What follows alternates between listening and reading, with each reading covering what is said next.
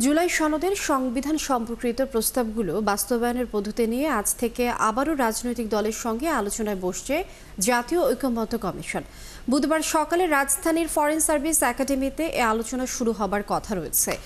এর আগে সনদ বাস্তবায়নের উপায় নিয়ে দলগুলোর সঙ্গে অনানুষ্ঠানিক বৈঠক করেছিল কমিশন।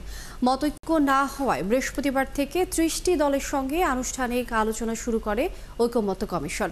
গত রবিবারও দলগুলোর সঙ্গে কমিশনের আলোচনা হয়। সেদিন কমিশনের সভাপতি অন্তর্বর্তী সরকারের প্রধান উপদেষ্টা অধ্যাপক মোহাম্মদ ইউনূস উপস্থিত ছিলেন। তবে এখন পর্যন্ত সনদ বাস্তবায়নের পদ্ধতির প্রশ্নে মতৈক্য হয়নি।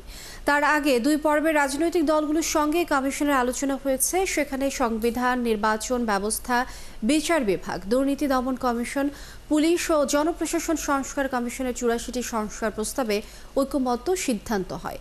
এগুলো নিয়ে তৈরি হচ্ছে জুলাই জাতীয় সনদ। এই সনদের খসড়া ইতিমধ্যে চূড়ান্ত করেছে কমিশন।